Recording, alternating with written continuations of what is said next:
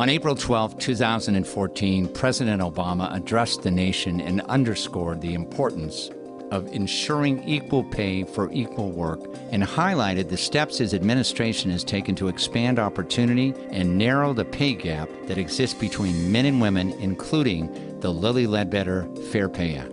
At the same time, on Equal Pay Day, the president took action to increase transparency and make it easier to recognize pay discrimination.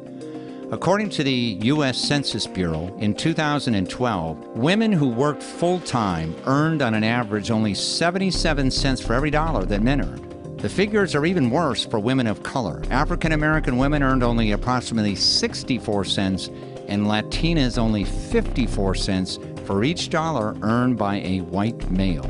In Congress, pending legislation entitled the Paycheck Fairness Act, sponsored by Senator Barbara Mikulski, intends to make it illegal for employers to retaliate against a worker who inquires about or discloses her or his wages or the wages of another employee in a complaint or investigation. It would also make employers liable to civil actions. As a part of this bill, the Equal Employment Opportunity Commission would be required to collect pay information from employers. The bill would update the Equal Pay Act of 1963, a law that has not been able to achieve its promise of closing the wage gap because of limited enforcement tools and inadequate remedies. The Paycheck Fairness Act would make critical changes to the law. The time has come to make equal pay a reality. When women succeed, our families succeed, and America succeeds. President Obama believes that ensuring that women earn equal pay for equal work is essential to improving the economic security of all families and the growth of our middle class and our economy. Women compose nearly half of the American workforce. Since day one, President Obama has been laser-focused on ensuring women have the fundamental rights they deserve when it comes to earning a fair and equal wage. The first piece of legislation that the president signed into law after taking office was the Lilly Ledbetter Fair Pay Act, which empowers women to recover wages lost to discrimination by extending the time period in which an employee can file a claim. Yet a central challenge that remains to enforcing equal pay laws is that many women do not even know that they're underpaid, and therefore they can't take steps to ensure equal pay for equal work. Advocates for pay equity say that a major challenge to enforcing equal pay laws is secrecy about what people are paid. Some employers maintain policies that punish workers who voluntarily share salary information with coworkers. That's according to the National Women's Law Center. In this new Justice in America Network TV special, our news team goes behind the headlines in Justice in America, Crystal Trawick's story, to examine how Mary Prebula, President Prebula Associates, successfully represented her client Crystal Trawick in a significant legal case for sex discrimination, retaliation, and violations of Title VII, the Equal Employment Act, and won a verdict for $1,050,000. Mary has earned the highest respect from citizens and lawyers alike as one of the best trial lawyers in Atlanta and Georgia. Her goal is not only to get justice for her clients, but to make sure that everyone is treated with equal respect and dignity as guaranteed under the Constitution of the United States. She has built a substantial reputation by consistently winning cases other law firms have turned down. Her amazing courtroom skills and headline-grabbing success rate continue to provide her clients with the results they need and the results they deserve. This is the Insider Exclusive, live from Atlanta, Georgia.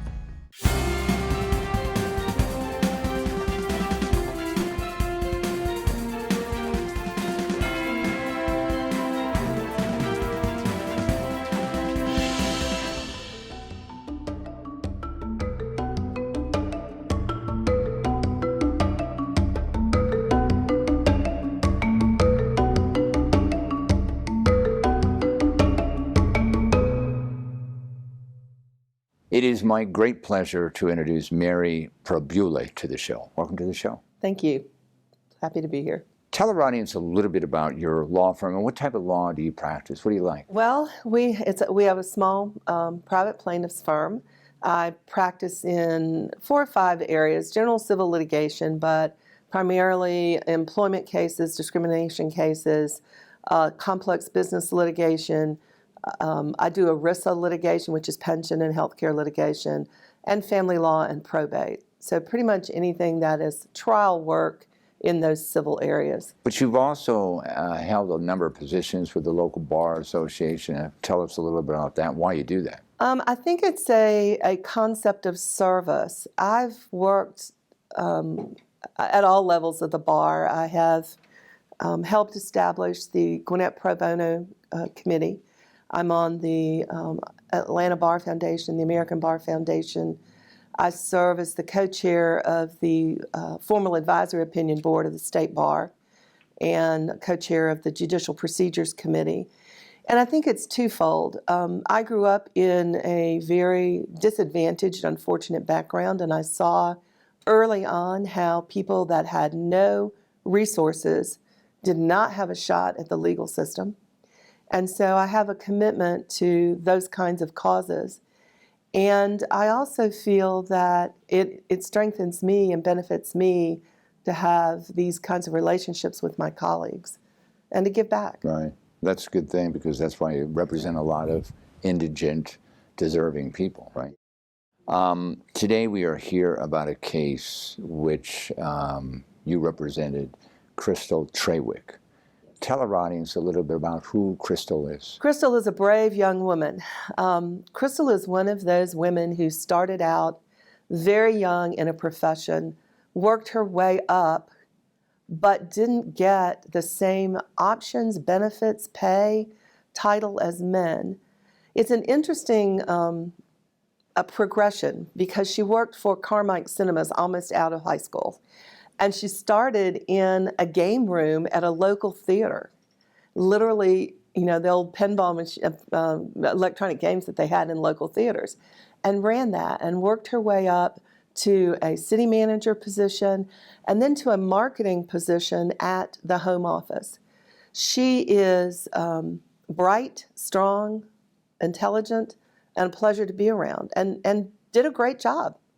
And unfortunately, she ended up in this situation where too many women find themselves. Yeah, everything you've said so far, she's bright, she worked her way up all the way to a marketing position, sounds great. But there's problems with that story, isn't there? There are lots of problems with that story. Tell us a little bit about the problems and why this lawsuit was brought in the first place. Well, the problems with that story are that as she worked her way up, she never made the same amount of money as her male counterparts. And the real crux of this happened when she was working for a marketing director at Carmike Cinemas. And he left the company. When he left, they gave all his assignments to her except some authority to sign off on expenses. They didn't give her an increase in pay. They didn't give her the title. But they expected her to do all of those duties. And when she raised those issues repeatedly, initially with her supervisor, who was a vice president, and then with other members of the board at the corporate hierarchy, because she'd gone from the local theater to the corporate office, they're like, yeah, we get it. And then she raised those issues with the president of the company. And once she raised the issues of the glass ceiling facing women, which he said, yes, there is one. It's unfortunate, but there is. That's when things took a turn. From that point on, she was immediately under inspection, if you will, extra scrutiny. And it ultimately ended up in her being terminated. Yeah, they were looking for reasons to terminate her, right? They absolutely were looking for reasons to terminate her. She had credible reviews. They were all excellent. If you compared her to the only comparator that the court allowed us to introduce, who was the director of advertising, you would look at their reviews, and the words used by the same supervisor were almost the same. And he'd get a big bump and she'd get $2. Now, in pursuing this case and trying to get discovery, you ran into problems too, didn't you? Oh, it was awful. A lot of people, and this is why we do these shows, because a lot of people think, wait, I'm on the right side, this is going to be easy to prove. And in order to prove something, you need evidence. Tell our audience your unfortunate experience, not only in this case, but other cases too, but particularly this case, in getting that evidence. Well, particularly in this case, we were thwarted at every turn. We would interview witnesses, we would find witnesses' names, and then be unable to find those witnesses. Even though there's a duty under the court, when you ask questions of who are the witnesses, where do they live, what's their phone number, they're supposed to tell you. And we would find that they wouldn't. We had to chase witnesses down. We literally had to have private detectives. This costs you money. Oh, absolutely, it cost us money. And we had to find witnesses in other states. We ended up, one witness we chased to 3 different states. Had the company talked to these people before you found them? Well, we don't know exactly what they told them, except every time we found one of these witnesses, not every time, there were 2 exceptions, they would be represented by a local counsel. Right away, that raises a red flag. The defendant had attorneys out of Atlanta, and then this case was in Columbus, Georgia, and there was a local firm in Columbus who would be, one lawyer there was the individual who represented each of these witnesses. So when we went to take depositions, et cetera, and finally found him, he would defend. And he ultimately joined the team and helped try the case, even though he represented some of the witnesses. And in addition, we had huge problems with written discovery. During the course of this case, Carmike Cinemas was purchased by AMC Theaters. And when they did the purchase, AMC came in and eventually took over everything. We ultimately learned that the key people, human resources, one of the VPs, a board of director, all their computers and phones were wiped. And data was boxed and taken to Kansas City, which is where the AMC's headquarters is. We repeatedly asked for that information and asked the judge to compel them to produce that information. We got very little. We did get one order where the judge indicated they had to produce a certain amount of that information. But we had lots of data that had been deleted that we never were able to recover. Quite frankly, I think that would have enhanced Ms. Trawick's damages even more. Mm-hmm. We asked for a sanction, and we also asked for the court to give a jury instruction that anything that was not produced should be construed against the defendant, and the judge denied that request. So we were hamstrung from day one, but we had enough and had enough witnesses. We were able to prove that this was pure discrimination. Well, I'm just curious. That's a bias by the judge. But why would the judge make that ruling? I don't think that was a bias by the judge. I actually have great respect for this judge. I think he made the decision that, based upon his other rulings, that the information was not necessary to our claim. We initially claimed that there were 3 comparators who should come in. The male marketing director that was terminated and when Crystal got all his work, the director of advertising who was her peer, and then they ultimately hired a new marketing director at, I believe it was almost 3 times her salary, with all the same duties. And once the judge ruled that we could only use her peer and not those other 2 marketing directors as comparators, I think that's why he excluded the other evidence. I respectfully disagree with that decision, and I think it did affect the dollar outcome of this case. Okay, tell our audience a unique aspect about this case. You know, it involves discrimination, gender discrimination, work retaliation, right? Right. How does each one of those causes of action add to the verdict? We also had a claim for Equal Pay Act, that her dollars did not match up in terms of salary and bonus. Technically, she didn't have the title. Correct. Can that be a response to what you just said? No, because what the court has to look at is, do the comparators perform similar job functions under similar circumstances in such that the jury can compare those 2 positions. Despite the title. Despite the title. And that was really our argument, that she was performing the exact same duties as the marketing director had been.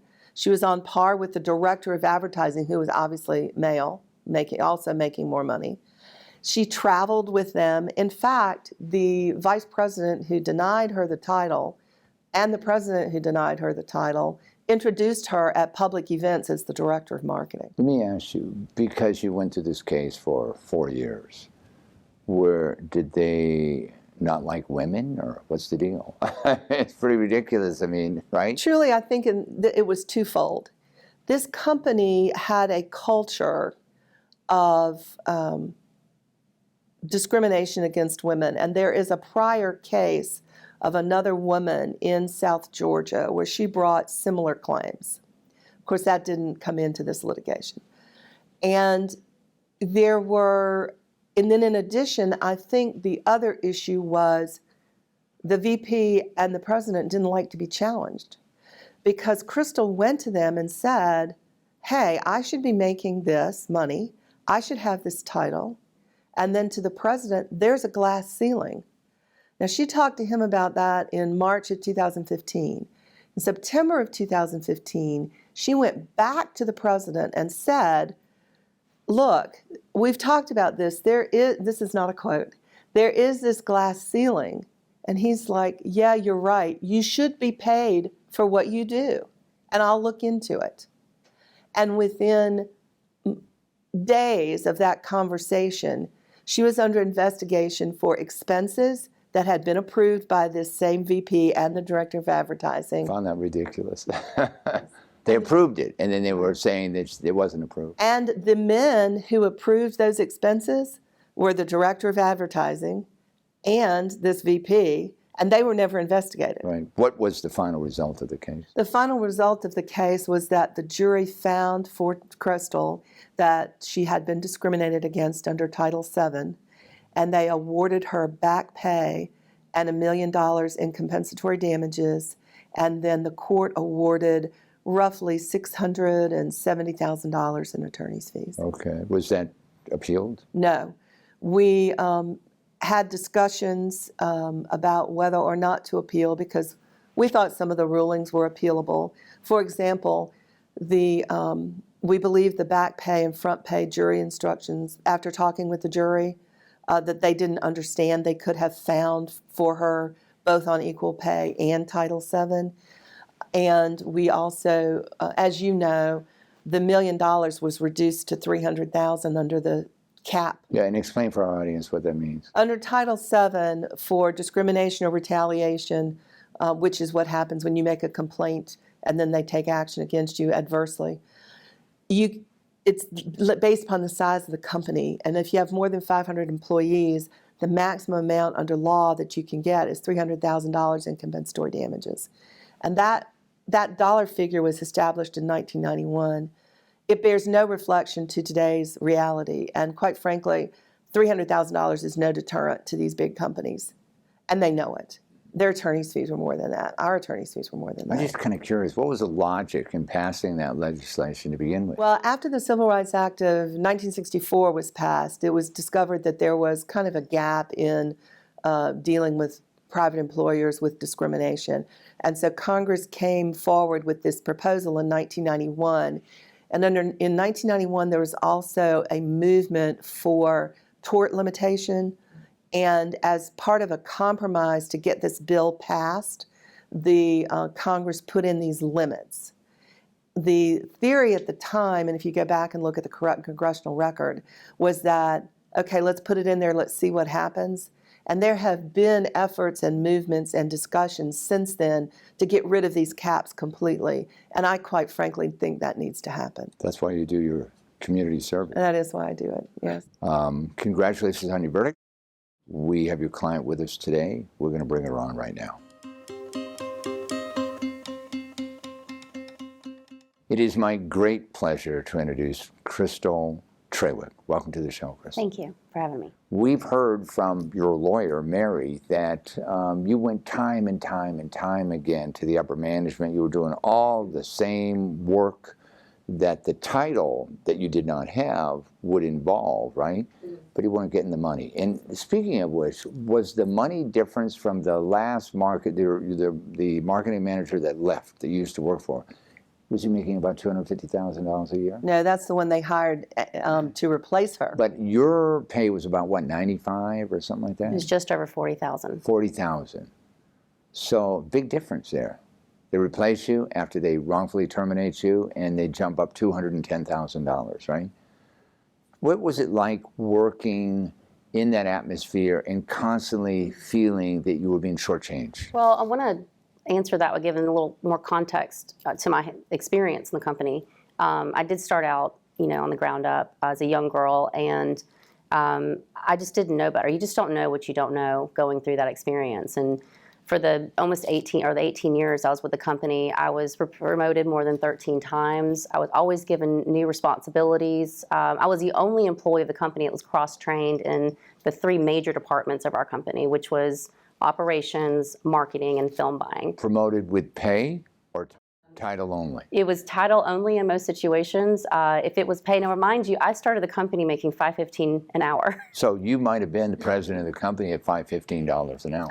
I would have accepted that job willingly back then because I didn't know better. And it was, I was so young and grateful to have experiences and new responsibilities. In my mind, it was, they trust me and they're giving me these great opportunities. I mean, I was flown around the country on the private jet to meetings and put in charge of events that our CEO and our entire executive team would show up for. I mean, This is as a marketing manager. As marketing, towards the end, yes. But I was also, prior to that, I was in film buying, and I bought from all the major studios and independent studios and placed content around the country and did gross analysis and predictions. And when I was given the opportunity to move into marketing, they said, well, you now understand operations and film buying. We think it'd be great for you to learn marketing now. So I got into marketing, and there was no title. I was given no title. It was, we think you would be great here. Yeah, did you think it was weird, or did your husband say to you, hey, wait a minute, what's your title? What did it say on your business? No business card, no title. HR didn't know. So were you speaking, there are other females in the organization? I was the only female out of, I think, 12 men that reported directly to the COO of the company. When did it dawn on you that you should be getting a title, getting more money? How many years did it go by? Well, the title in marketing became a problem because they were putting me in front of senior leadership of other companies to do business on behalf of the company, and I couldn't tell them what I did. I mean, they would ask you. I'd send emails and try to set up meetings, and they would be non-responsive because decision makers like to talk to decision makers between companies, and I didn't have a title that implied I was a decision maker, even though I was creating strategy and programs on behalf of the company. So I did bring that to my supervisor's attention, which is the COO of the company, and he goes, you don't have a title yet. Actually, I went to my marketing director first, and then I went to the COO of the company. And within a couple weeks, they called me and they said, what about this title? And what was that title? I think it was Marketing Projects Manager, which was fine. I mean, at the time I was overseeing projects underneath the direction of the Director of Marketing. So you were a Marketing Projects Manager. That could encompass a whole lot of things. And it did encompass a lot of things. Yeah. So how would you equate Marketing Projects Manager pay level at what other people were making at other companies? Well, even in the community in Columbus is definitely below on, I feel like, what people are making around industry standards. You had colleagues you talked to. Correct. And colleagues just in my community alone were making twice as much as I was making. 80,000 as opposed easily, especially with the programs that I managed for the company. So let me ask you, why didn't you make a decision to just leave the company? Well, I'd actually been approached multiple times.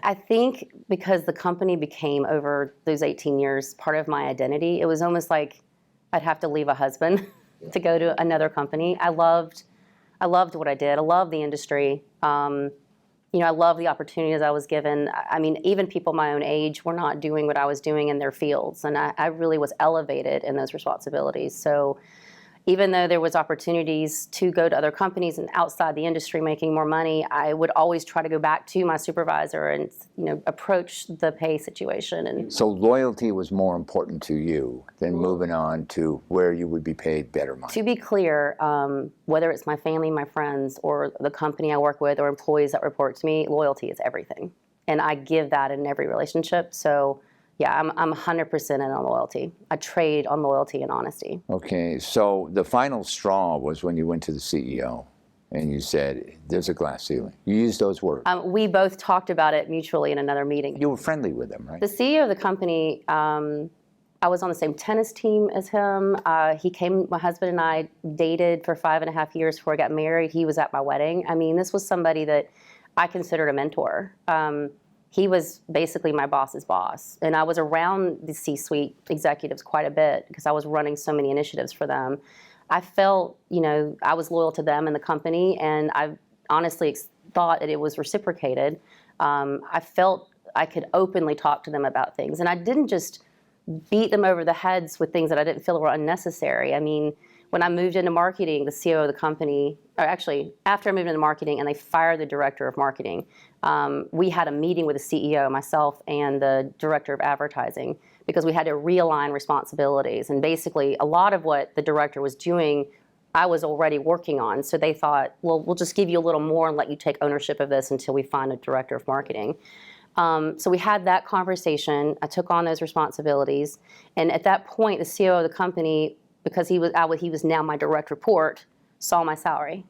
And he said in that meeting, "You are grossly being underpaid," and I had no idea. And who else was in that meeting? Just me and him when we were talking about the realignment over. Say, can I get that in writing, please? Because I'm not an attorney or I have legal mind, I know. As you're telling this story, I'm thinking about be careful who your friends are, because with friends like that, you don't need enemies. Very true. And again, I was and that's something that has changed in me a lot. I was very trusting. Yeah. I took people at their word, because when I said I was going to do something, I meant it, and I assumed other people traded. So did you use that information when you were talking to the CEO? The COO says I'm being grossly underpaid. You should be compensated. You're absolutely correct. Okay, and then what happened? 6 months went by, and then what changed everything was when I found out how much my comparator was making. In the same company? We traveled. We were on the road 15 weeks out of the year together. I'm away from my family. I knew $42,000 wasn't a lot of money, especially for what I did, but I was under the impression they were going to, raise me to the level that I was actually working for the company and at least compensate me. I mean, what did your comparator make? Almost $90,000 a year. So double what you were making, over double. That was just salary. Okay. Did you get bonuses? I did. I got performance bonuses, yes. I got not the same as his. But when I found out how much he made, I remember I felt like someone had kicked me in the gut, because, here I'm not making enough. I'm so low. I'm underpaid even in my market in Columbus.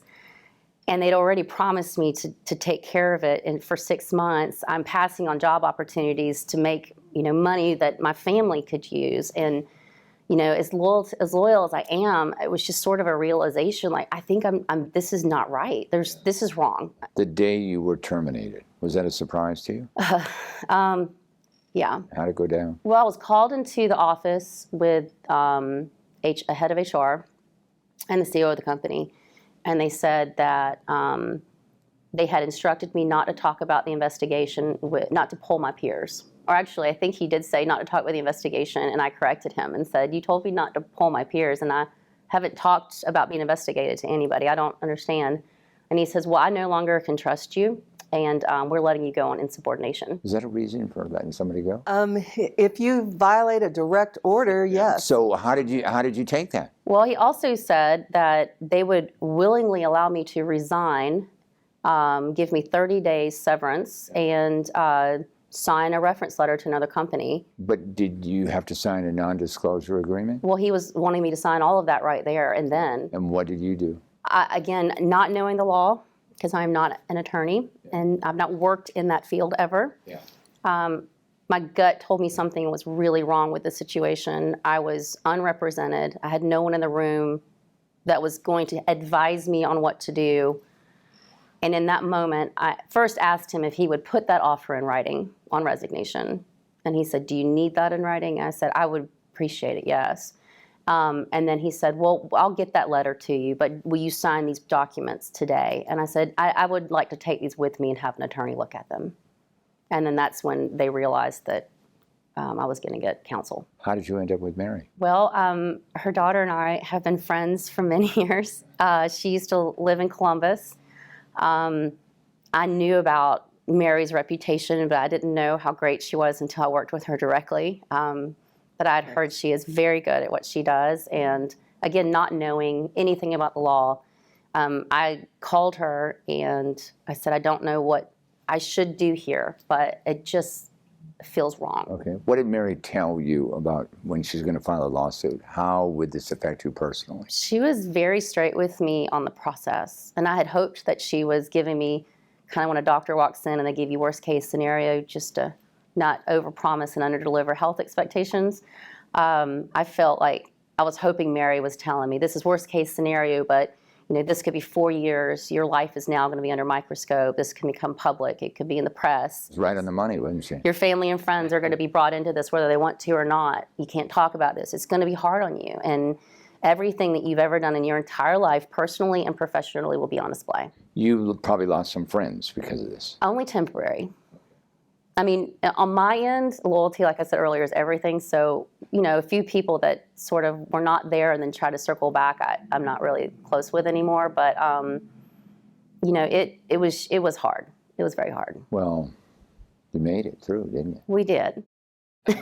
What do you have to say about the job that Mary did for you? Above and beyond expectation. I didn't, know what to expect. We wanted to...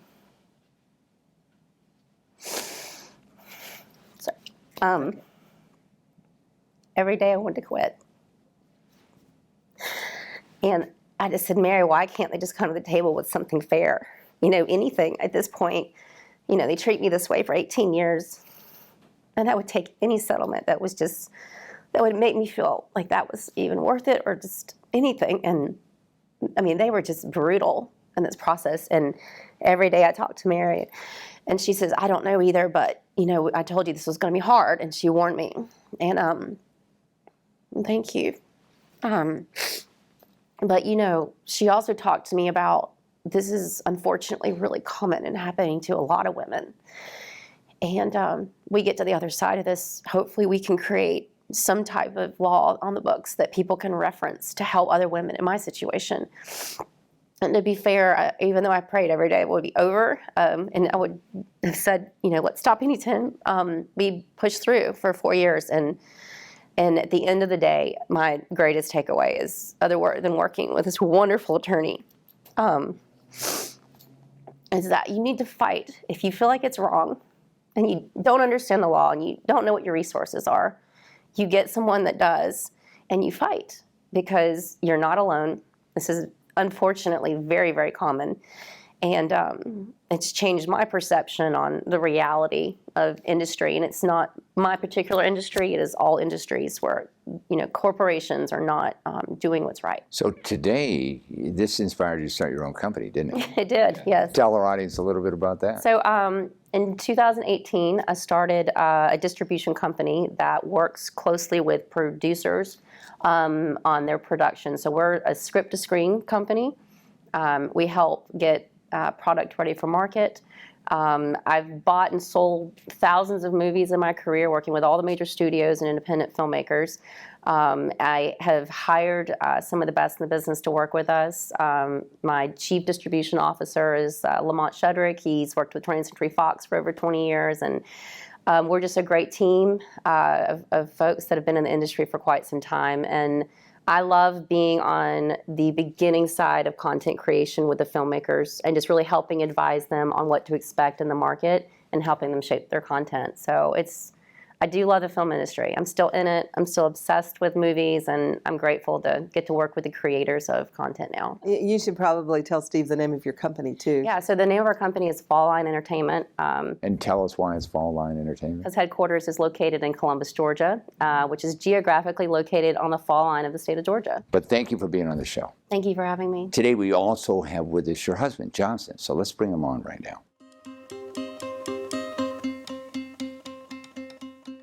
It is my great pleasure to introduce Johnson Trawick to the show. Welcome to the show. Thank you. During the whole legal experience in your wife's case, what was it like at home? Oh, it was very difficult. One of the hardest things that we experienced was the pressures that you get socially.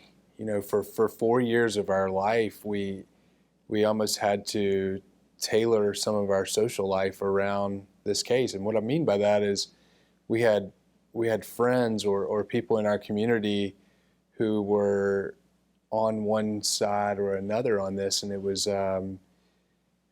tough to see them in social situations. My wife had to withdraw herself from some of the community activities. She had previously served on some nonprofit boards, and she was slowly kind of coming off of that.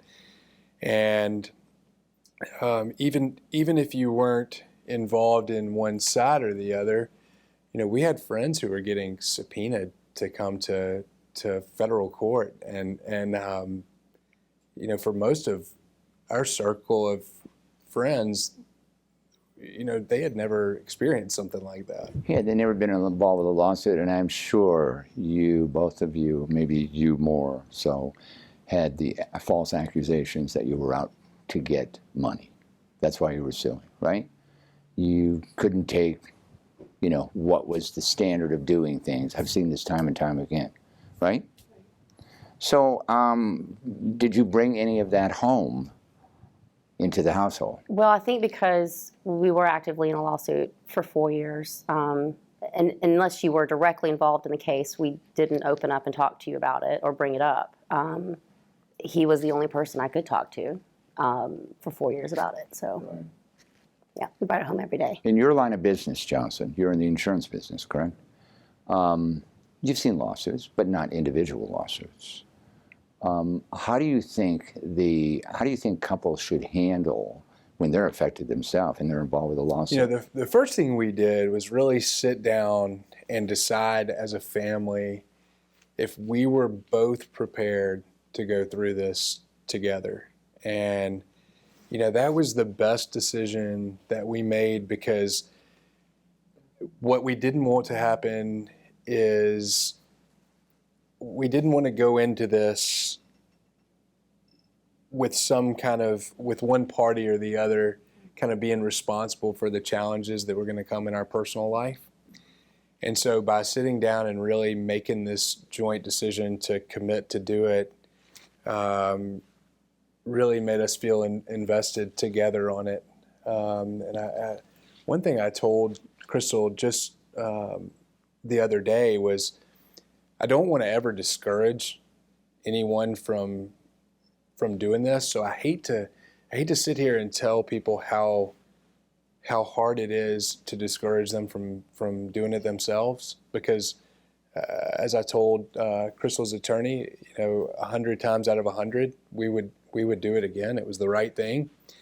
But you just have to be prepared for how difficult it is when you're going through it. Yeah, I'm glad you brought that up, because a lot of people are unfamiliar with the fact that when they file a lawsuit, they're going to war. And as you mentioned before the show, they would bring in teams of lawyers. They bring in the best experts in the world, trying to make you look bad, trying to make you want to settle, trying to let you know we got a whole lot of money on our side, and we're going to grind you into the ground if we can, right? No matter whether you're right or you're wrong, right? And that's very disheartening. So the last question I want to ask you is, tell our audience what you think about the justice system in America. It took 4 years. What do you think? That's a great question. As someone who has no legal experience, and someone who has a lot of trust in our government, the institution of the court, and I greatly respect it. I will say it is, in my opinion, tilted to not favor the individual challenging the big corporations. If we hadn't had an attorney like we had, if we had not had the family support that we have, there is no way that we could have gone through this. If we didn't have the financial security that we already had, we wouldn't have been able to do it. It takes a lot of financial resources to be able to pursue 4 years worth of litigation. It affected my wife's ability to get work. She was blackballed, basically. Very much, very publicly. And again, that kind of came down to her nonprofit work that she had done. People didn't want her serving on on a board if she was going to bring a toxic personality to the board. Yeah, it's kind of insane. You bring one lawsuit, which is rightfully brought, and you're classified as a litigation person who likes to file lawsuits, so nobody wants to do business with you, right? Despite the fact that you've been screwed over. It's a lot of risk. Yeah. So anyway, I want to thank you for being on the show, and you gave her a lot of support.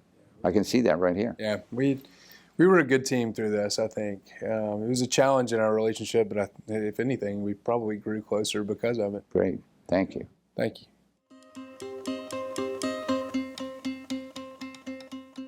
Tell our audience a little bit about what the Equal Pay Act says. The Equal Pay Act basically says that you have to pay everybody the same thing for the same job. Now, when was that signed? I believe it was signed in 1963, before the 1964 Act. I see that there has been legislation proposed in Congress to basically enforce this, because one of the problems that I've seen happen is, let's say, and I saw this at Thurgood Marshall School of Law down in Houston, where you had 3 African-American female deans that were being paid less than their equivalent counterpart, male counterparts. And one of the problems that they ran into in trying to win a case was they couldn't get the information about what the males were getting paid because of the Privacy Act. Right. It's almost like, hey, that legislation looks good, but we're going to throw a boulder in front of you and you're never going to see it implemented, right? So how does that stand today? I mean, it's amazing. I see in the 2022 that women are still fighting to get the same pay that their male counterparts. It's ridiculous. It is ridiculous. How do we change that mentality? Well, I think more women in office and more women in power, and more successful litigation. I think you know that these cases are extremely tough, and they're particularly tough in the 11th Circuit. We filed this case in the Middle District of Georgia. We could have filed in the Northern District. Northern District had a spate of, I don't know, I think it was 4 years where not a single discrimination case made it past summary judgment, which means the court threw it out. Right now, I believe the statistics are only about 2% of cases that come in the 11th Circuit, which is the Southeast U.S., ever make it to trial. So the decks are stacked against us. Now, how the law has changed is the Equal Pay Act really wasn't enforced until until Title VII was passed. I mean, it was there, but it was kind of paid lip service. Now, the Equal Pay Act is, I think, important, and particularly with Lilly Ledbetter, who came...